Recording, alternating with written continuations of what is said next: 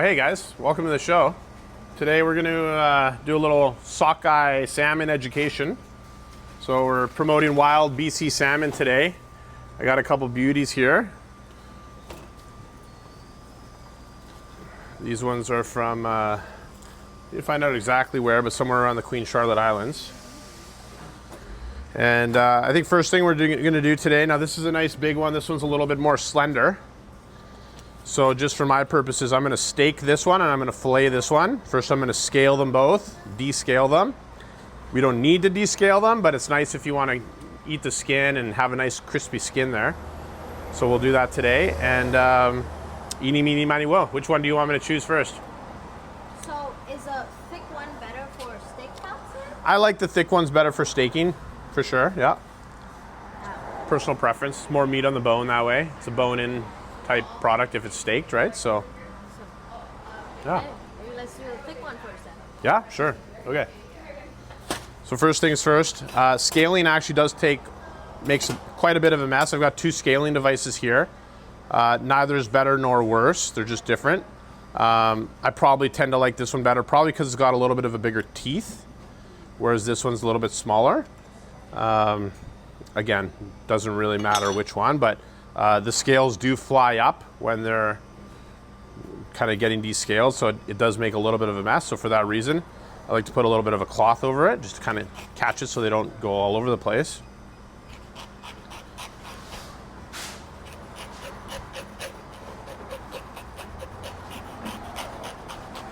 You can take it to the sink too. Yeah, I could take it to the sink, but I don't want to mess up this this nice picture that we've got here with the lighting setup, so I'll just... I think it's okay. We have a little bit of a demonstration here. You can... Yeah, it's okay, it's okay. We can clean it up after. Okay, so I will actually rinse it. Cooking show, right? Where you're like, and here's one that's already been descaled. Yeah, exactly. Yeah, exactly. Yeah. Yeah, magic happens. Right? Yeah, okay, I'll do the other side near the sink, that's fine. So I'm gonna give it a rinse after too. Do you want to follow me over to the sink? It's not as good lighting, but you can join me if you want. Come on back here, guys. Join me.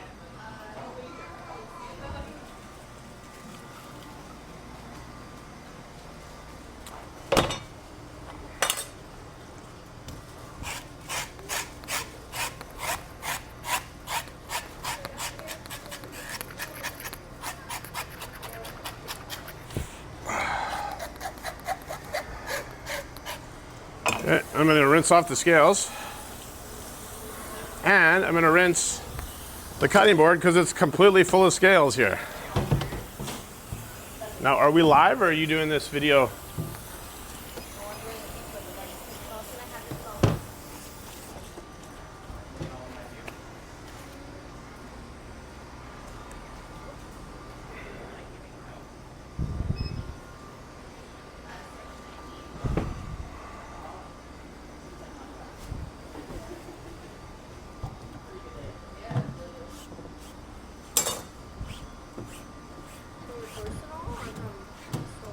Store.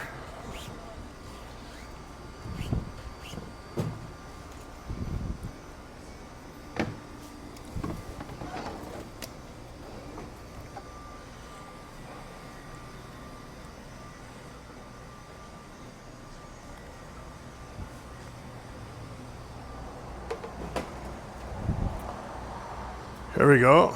Are you live? 3, 2, 1. Okay, welcome to all those people tuning in live on, what is it, Instagram? Yes. Welcome, you guys. So we're doing a little demonstration here. I'll just recap. We're doing a wild sockeye salmon demonstration on scaling, which you just missed. And we're gonna steak this guy. I'm gonna fillet the next one, and then we'll do a little pan sear on them. Just a nice, simple little recipe. So before I steak, I wanna remove the fins. So I didn't wanna flick at someone flying in our new friend's face over here. Appreciate that, thank you. You're welcome. So just taking the knife, just a little flick of the wrist. Whatever doesn't come off, you can just kind of saw it off there. Helps to have a sharp knife, that's for sure.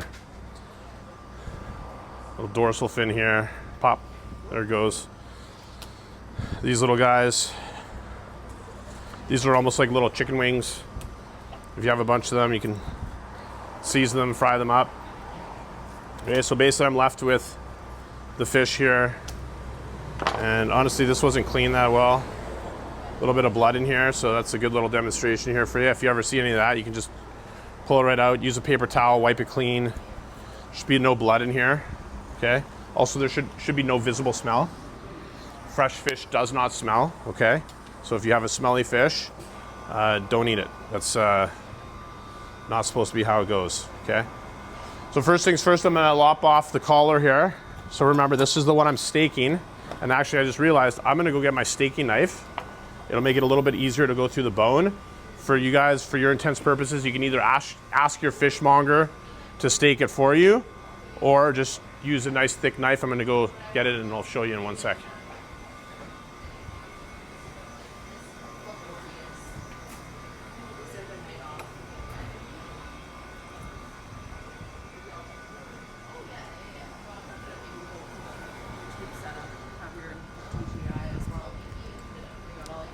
So this is a deheading knife, but it's also great for staking. It's got a little bit of a thicker back here, so it makes it naturally sharper and easier to stake. I like to do a 1-inch stake here, so it's kind of an eyeball, you know, like 1/2 inch is too small, 3/4 of an inch still a little bit small, 1 1/4 inch a little bit too big, but right about the 1-inch mark. That's like a good thumb, a male thumb, or maybe a little bit more. And just cut it off. Okay, just like that. Looks like there's the marrow there, so I got it right between the vertebrae. You'll notice it's always a little bit easier if you get it right between the vertebrae. Pretty hard to kind of do that, but if you can, that's great. It's more of a luck thing than anything. And this is a bone in, so you have the rib bones here, then you got the spine here, and a little bit of backbones over here, and then there might be a couple little pin bones up in this area here. So you just have to watch out for it. Usually when you're feeding kids and elderly, I like to fillet and debone it, which I'll show you next, but this is basically how I like to stake it. So this is the rapid fire here. You all ready? Let's go rapid fire. 1, 2, 3, 4, 5, 6, 7, 8, and 9. So this is a little bit like a different steak. You could cut this up, or what we'll do sometimes is we'll cut the tail fillet. So I would just do it like that, but I'll show you another little trick if you want. And this is actually great for the children because there's no bones in the tail piece, especially when you fillet it like that. There's no bones in that. So that's great for kids, elderly people. So that's what I would recommend to do with the tail if you have kids. Otherwise, just pop it in the oven as is. So basically what I'm doing here is I stick the knife in, I cut outwardly, then I find the spine, I cut downwards, and then the bone just comes right out like that. All right, now there is a little bit of a bone situation where the fin was. So I just cut that out pretty easily. And a little bit on the other side too. And that one already was deboned, so there you go, nice and easy. Sometimes you'll notice a little blood in the vein part there, so you can just run that under some running water. It might drip a little bit of blood, but that's okay. Never hurt anybody. And that's the staking and descaling. So maybe I'll put these aside for now, and then I'll get on with the filleting of the other one, and then we'll do all the cooking at once. Sound good? I'm gonna cut off the fins first.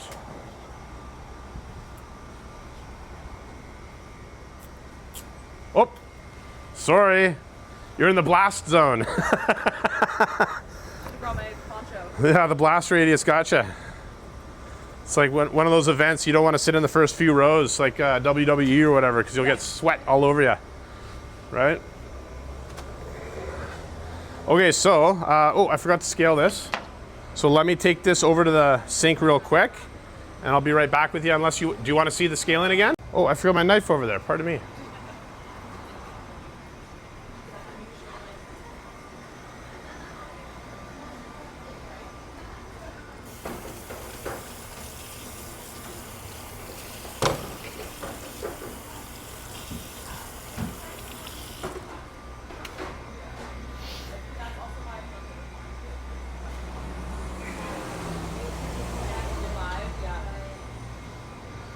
Okay, I'm back. So here we got a nice sockeye salmon, descaled, definned, ready to fillet. So there's definitely a lot of different methods to filleting a fish. It's like they say, how many ways to skin a cat, right? A lot of ways to fillet a fish. I'm just gonna do a very basic way. First things first, just gonna cut off the collar. I just like to keep things simple, you know?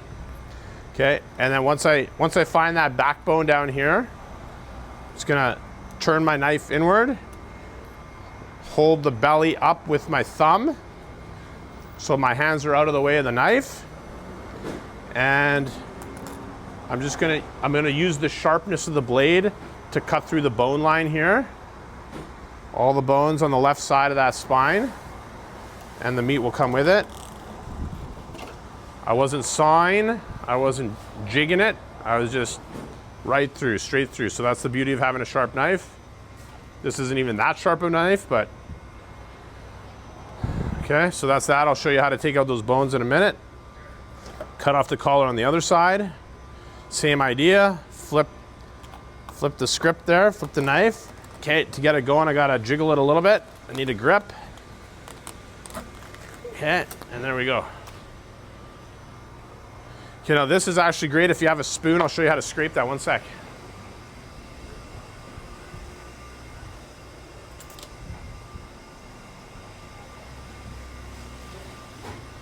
So this will make some nice sockeye cakes after, especially if you have several of them. You could freeze the meat, and then once you have enough, maybe a pound or so, you can thaw it out and then make some sockeye cakes with it. With everything so expensive these days, it's nice to be able to get creative and do creative things like this. And when you spoon it off like this, it creates a nice textured product. It's great for salmon cakes. We make a great salmon cake here in-house. Suggest you to try it if you haven't. All right, so now I got these fillets. See, I got some fin bones here I gotta remove. I got the belly bones over here. And then there's a little something called the pin bone, which goes, there's about 13 to 17 pin bones. It'll go till about 2/3 of the way down. And from about here down to the tail, there's no pin bones. So that's why I always recommend to give the tail to children or elderly people. If it's deboned properly, the belly is really nice for children because it's so tender and fatty. It's full of omegas, okay? So first things first, I'm gonna remove these belly bones. Okay, and it doesn't matter which order. In fact, I probably should take the fin bones out first here. Let's just do that. So just kind of on an angle. I like to get rid of some of this nape, the back of the skin. And then a little bit of this nape part here. Just to kind of make it a nice, clean, good looking fillet. Okay, now I already inserted the knife, and I'm gonna angle up my knife ever so slightly to save the meat underneath the belly. This is a lot of the best meat right here, in my opinion. It's that fatty, delicious, almost sweet flavored meat. Yeah. And you can keep this membrane on. Okay, so that's all deboned now. You can keep that membrane on, that's fine. We like to kind of cut it off and just give it a little bit more appeal. You lose a little bit of yield, but you know what? It looks a lot nicer.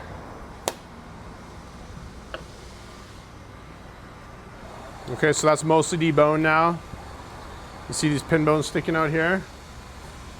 So,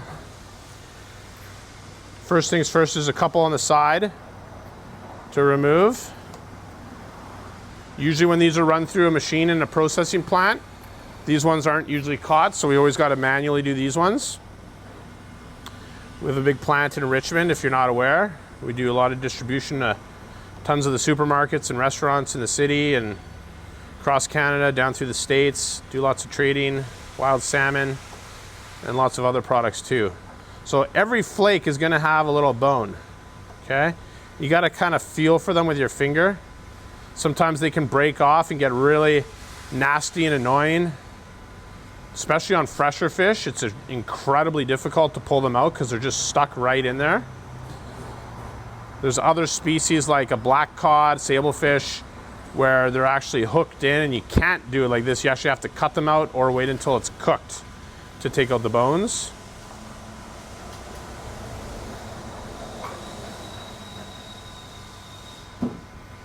This is actually my most hated job of dealing with a salmon, to be honest with you. It can be a very painstaking event. This is actually going pretty swell today. I don't want to jinx myself. Knock on wood, please.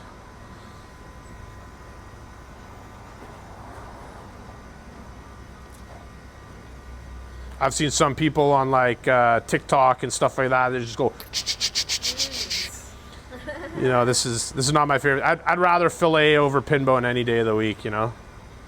But if you want a nice salmon with some nice eating, you got to remove the bones. So it's one of those things. Okay, so I can't feel these ones in here, but I know they're in there, and you can kind of see there's a little hair sticking up, sort of. Not a hair, but like. See, now I'm digging for it, and that never is a good thing. Okay, there's one. I feel like I missed one or two in there somewhere. It's a painstaking task, I tell you. Pin boners get no respect.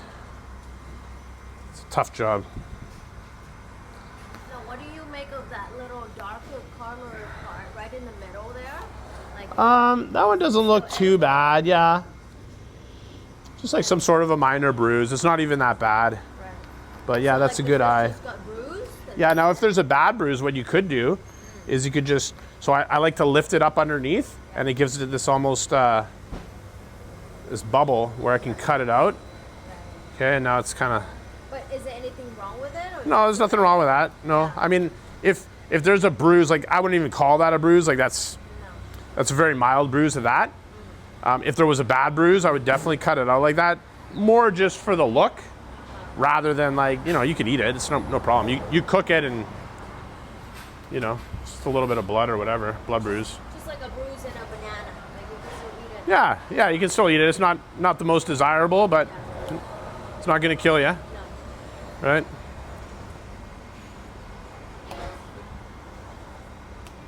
Okay. So I got this little nape skin back here over in the backside, so I'm gonna cut that. And again, my yield is gonna go down ever so slightly, especially when you're doing this 1,000 times. But it just looks a lot cleaner when there's no, you know, it just looks nice. It's like what does the guy at Wendy's say? The founder of Wendy's, he said, I don't cut corners, right? Because they have square patties. Right, it's kind of a marketing thing, but same idea is like, you know, why cut corners? Let's make it look beautiful. Okay, so we're gonna start with the bones there. Then again, I'm gonna angle it up to follow the bone, because if you see the bones are kind of tilted this way, so I'm gonna follow that bone line on the underside. Try to save as much meat as I can.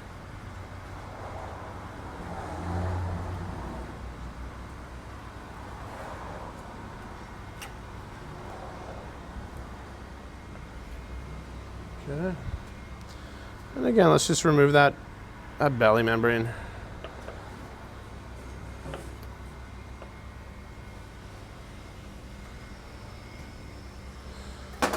And the part you've all been waiting for. The part I wish did not exist.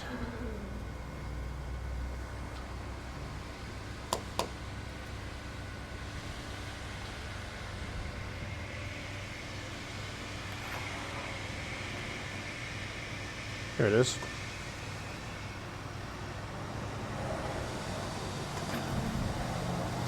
Had to kind of find them there. It's a bit of a smaller fish, so they're really close to the back actually.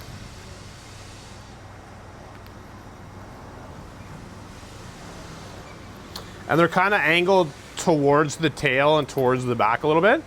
So that helps you when you're finding it. Also, I have these nice hooked pin boning tweezers. We import these from Japan actually.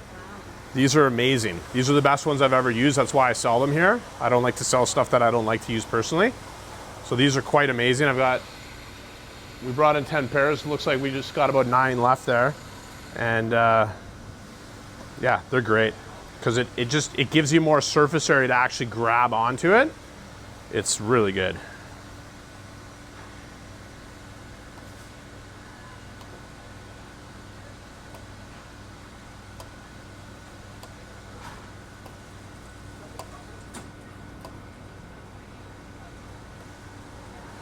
As for my grip, as you can see, that's my grip, right? So I'm going for speed. I'm not cranking it, right? I'm just giving it a little bit of a tug and a pull.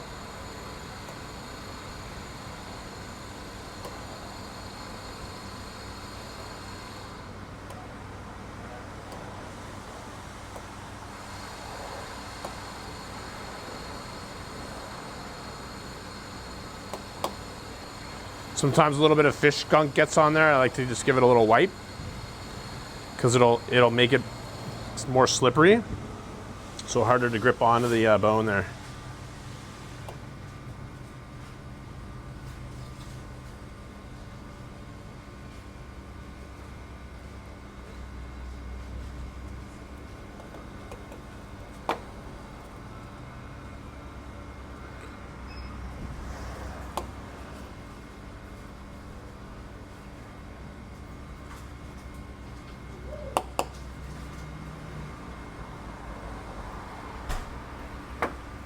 I see you, Mr. Bone.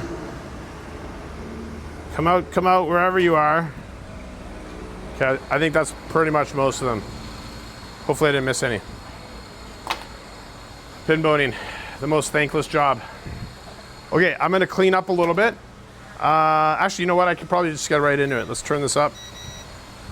Okay, I got our Greek olive oil that we imported from the Peloponnese.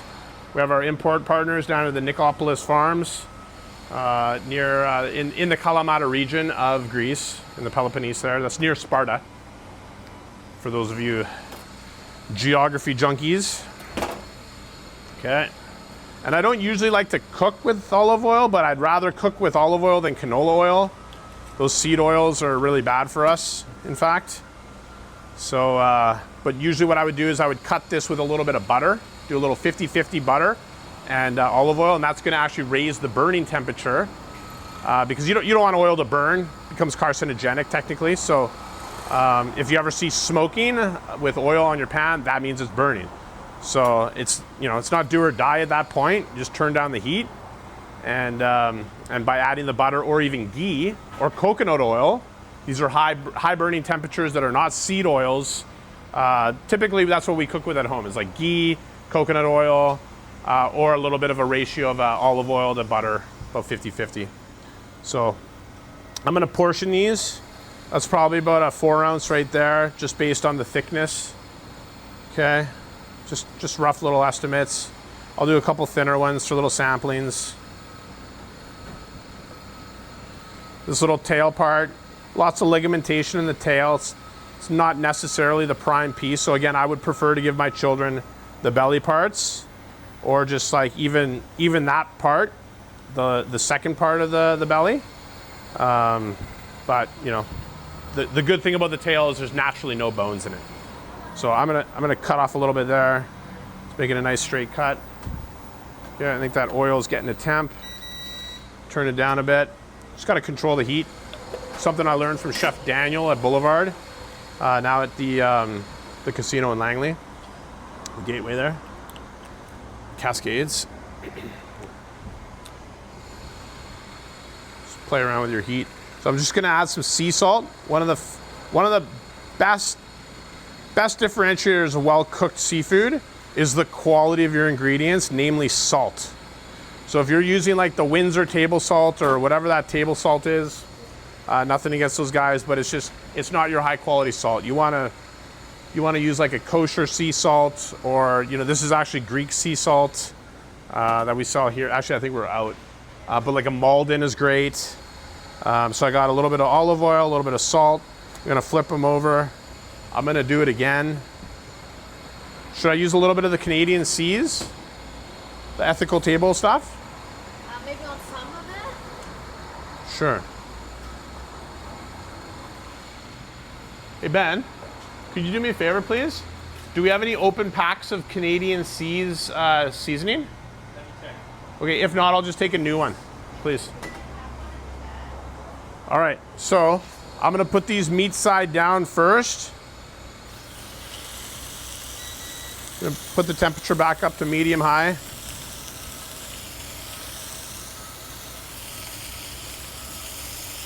And maybe a togarashi too. I'm gonna go get a couple plates to serve that on, so I have somewhere to put that. Be right back. You got it? Both? Nice.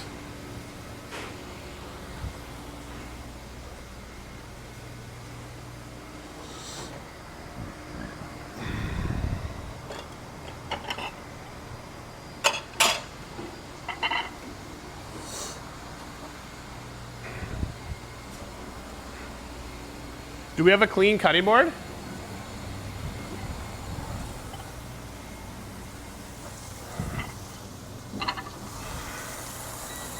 Okay, it's cooking pretty quickly. I'm just going to turn it down a bit.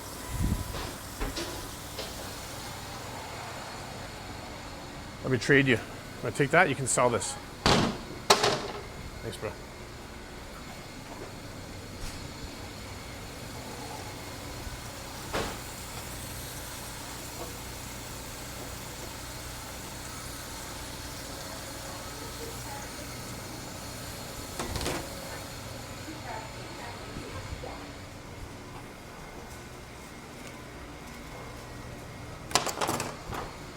Do we have a spatula somewhere?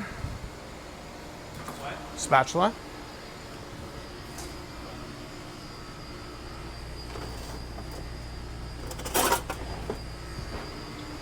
Got it.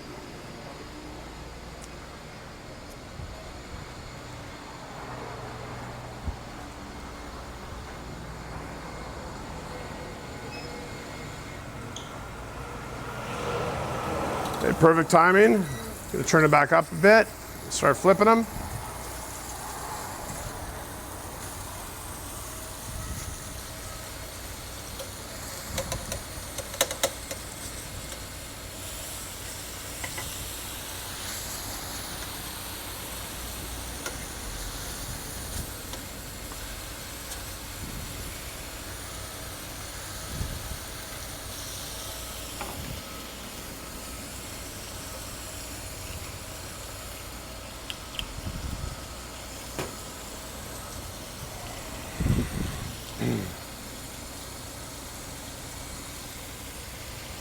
Gonna do the spices on the steak? Sure.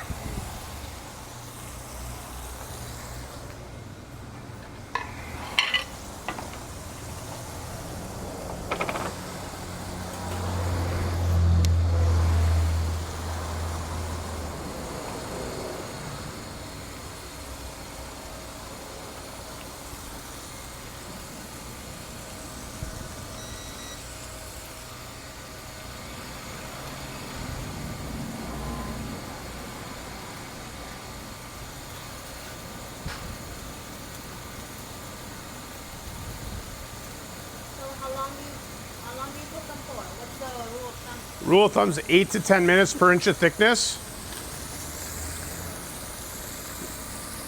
That's about 7/8 of an inch, but this is way less. But the belly's also a lot fattier. So it's okay if the belly's a little bit overcooked, it can handle it. But with sockeye, it's such a lean, unforgiving meat, you definitely don't want to overcook it, similar to halibut. You want to keep it as kind of like perfectly rare, medium rare as possible.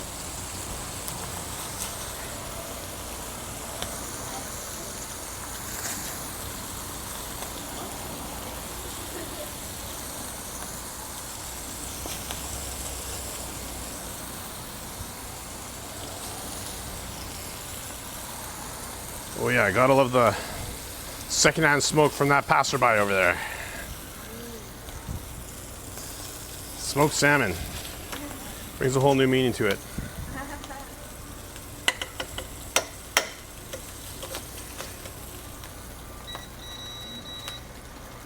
Okay. So here we have it. Moment of truth.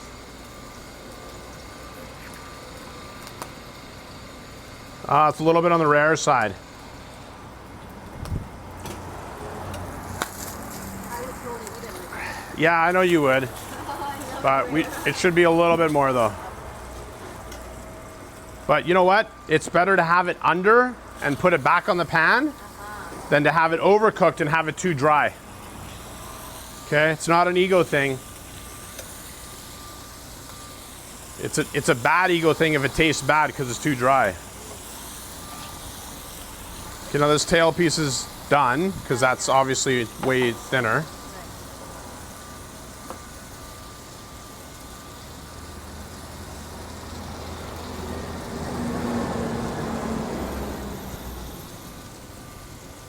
There's toothpicks there.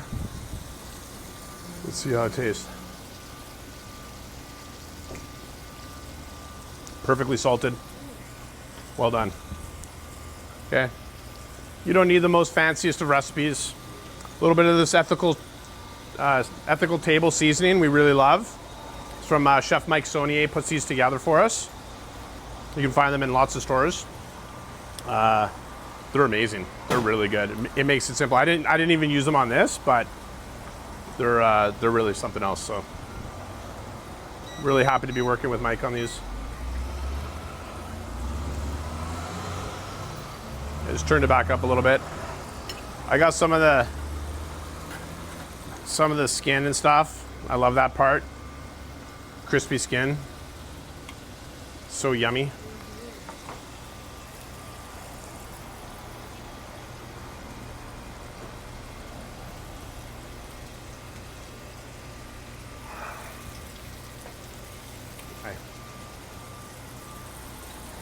Okay. I want to say that's probably done now.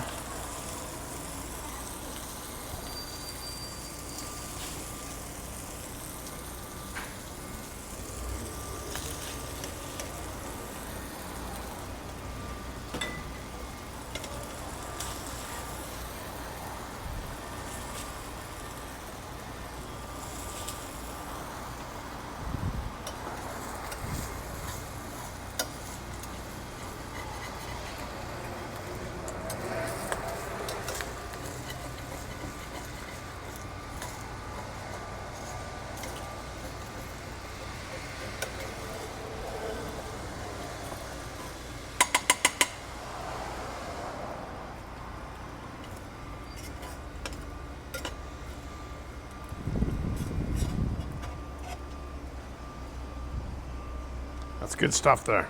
Okay. So I'll chop these up, little bite-sized pieces for people to sample.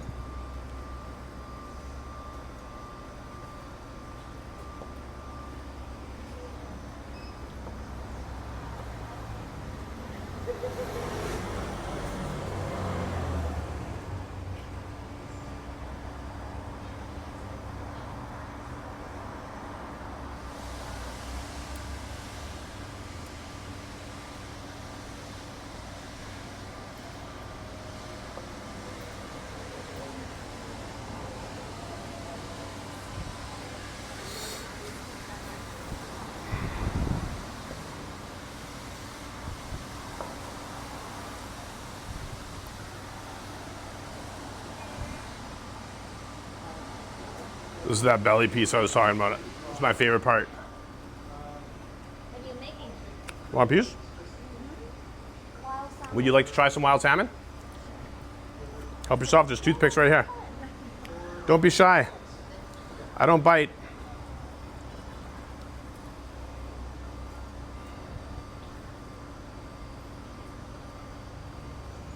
How's that? Just a little salt and olive oil, that's it. Yeah, simple. You're welcome. Have a nice day.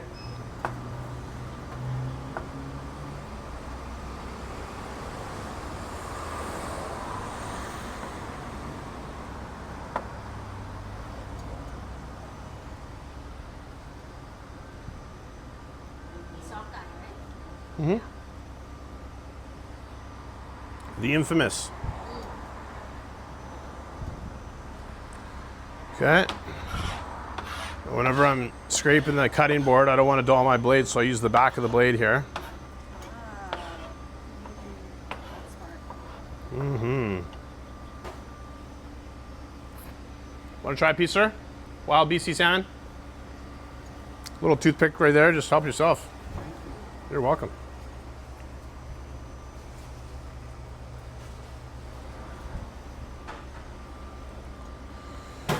All right, and I'm gonna start to marinate some of these, not marinate, sorry, I'm gonna season. You like that? Nice, eh? Just a little salt and olive oil, that's it. Doesn't have to be complicated. You're welcome. Okay, a little bit of salt.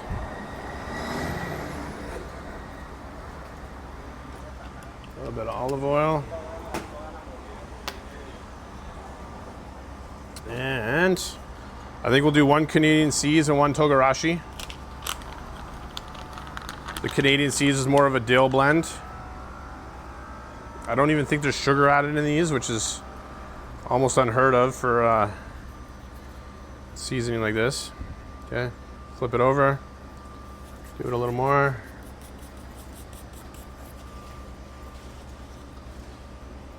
A little bit more salt.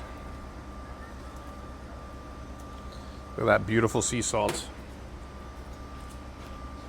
There he is. Would you like to try some, Ken? Okay, sounds good. Okay, and then this one, I'm gonna give it a little boost of Togarashi. This isn't your traditional Togarashi. This is the ethical table Togarashi. It's got wakame, nori, sea lettuce, kombu, knotted rack, kombu, dulse, orange peel, sesame seeds, lemon peel, garlic, onion, Canadian hand harvest sea salt. This is like the best, man. I actually love this on halibut too. But let's throw a little bit on this nice steak here. This would be great on the barbecue. This is almost like the Montreal steak spice for seafood. That's how I think about this Togarashi spice. I'm not sure the Togarashi spice really does the name justice, but it's a great one. Look at how beautiful that is. Okay, a little more sea salt, finish it off. Touch more olive oil. Now, the thing with seafood is it doesn't really need to be marinated. It doesn't hurt, but 30 minutes is all you really need. But technically you don't really need any time. Okay, just gonna scrape what I can off this pan. It'd be good to use a new pan in this case, but just in the interest of the time, I'll just reuse it as is. There's no flavorings in the other one anyway, so that's fine. Okay, bombs away. Now if you notice, these are about 1 inch thick. So we're looking at 8 to 10 minutes per inch of thickness on a medium to high heat. I want to dig in. There's toothpicks here, Ken. This is just salt and olive oil.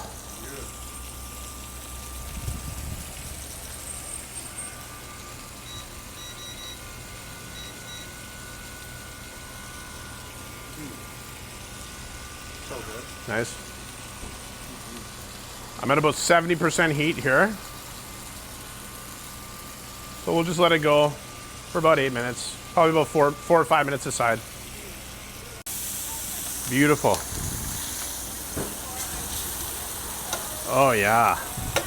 That's the Canadian Seas one, that's the Togarashi seasoning one.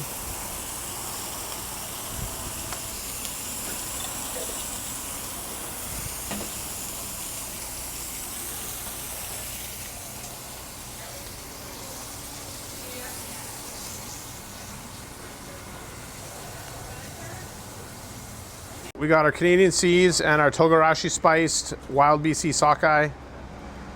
Just gonna cut it right down here. And then as you can see, these are those big belly bones that I was cutting out earlier on the angle. Okay. And as you can see there, it's a little bit rare, but if we had let this sit for a few minutes, that would cook right through. So if I just kind of put that back together and just let it kind of rest for a bit. Like a steak. Yeah, exactly. It's a salmon steak. Yeah, you got it. Yeah, so same idea here. So we'll let it rest for a couple minutes. And then you can kind of compare a little bit here. A little bit of seasonings to test. Did you try some, Pam? Yeah? Just simple. It's good ingredients, don't need much, right? Like,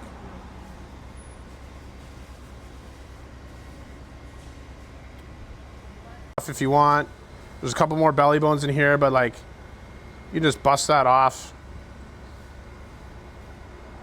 with a fork. Actually, if I had a fork, it's easy to pull these out with a fork. You just kind of jab one of the prongs of the fork in there and just take them right out. And other than those belly bones, there's no other bones in this piece.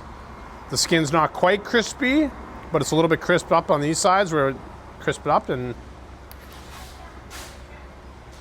oh,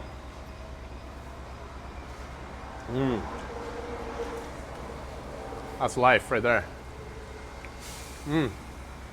So juicy. Oh, so good. There you have it, folks.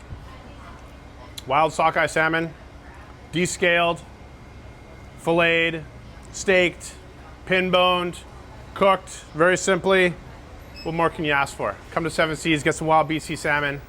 Thank you for the Wild BC Salmon Foundation for hooking us up with this awesome apron and some of the other goodies you guys gave us. And yeah, come on down, West 4th Avenue, 2328, West 4th Avenue, Seven Seas. We've been here for 58 years. Family owned and operated. My good old dad started it all. Thanks to him. And come on down, guys. Let's have some fun. Eat some salmon.